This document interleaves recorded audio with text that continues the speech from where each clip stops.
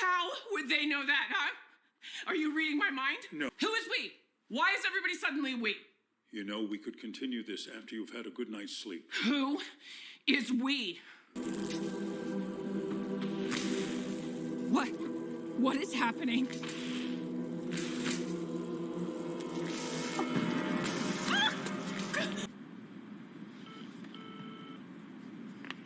Chinga tu madre, cabrón!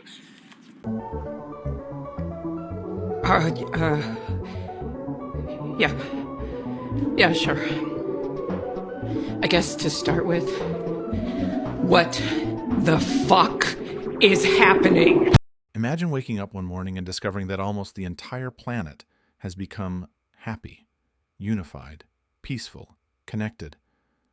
Not because society evolved, not because we earned it, but because something from out there rewired us. Welcome to Pluribus, a series that combines cosmic mystery with human fragility, all wrapped inside the mind of one woman who refuses to join the collective. Today, we're breaking down episodes 1 through 4, the events, the hidden meanings, and the uncomfortable questions this show forces us to confront.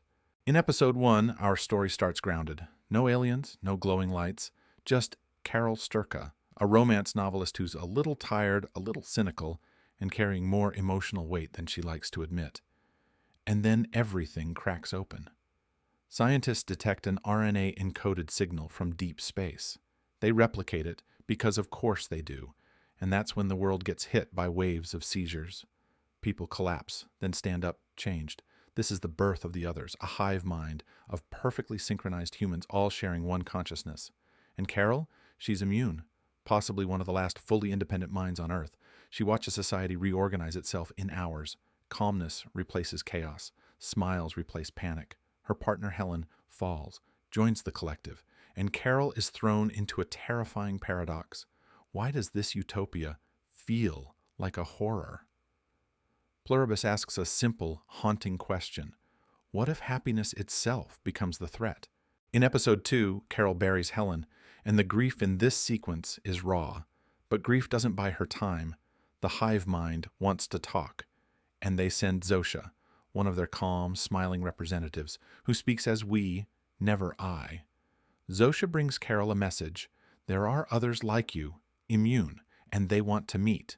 Cue Air Force One descending like it's a global summit, except the world leaders are now part of the collective, and the passengers are just the scattered immune who didn't get absorbed. Here's the twist. Some of these survivors actually want to join the hive mind. They see unity as salvation, not domination.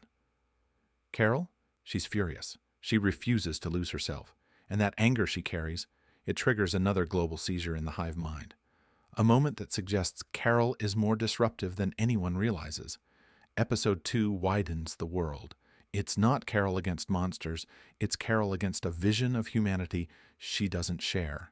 And the fact that her emotions can ripple through the collective. That seeds the bigger mystery. Is she immune, or is she a threat to the entire new species? This. You are traitors. You are traitors to the human race! You can't choose. Yes, you can. If you can do square roots in your head, you can make choices. Episode 3 shifts gears. It slows down. Not to stall, but to expose the cracks in Carol's armor. We see a beautiful flashback, where Carol and Helen watch the northern lights. Pure, quiet. Intimacy.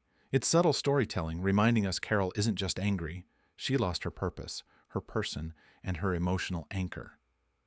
Carol returns to Albuquerque with Zosha. She visits a grocery store. It's empty. She demands it be restocked. And the collective does it instantly. This moment is brilliant. It shows the hive mind isn't just peaceful, it's frighteningly efficient.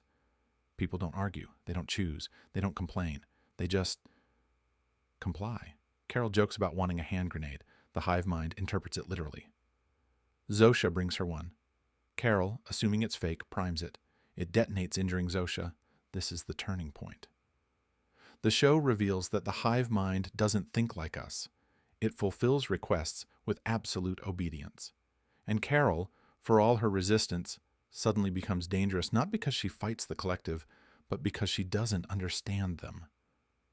Episode 3 highlights the central tragedy. Carol wants control in a world where control has become obsolete.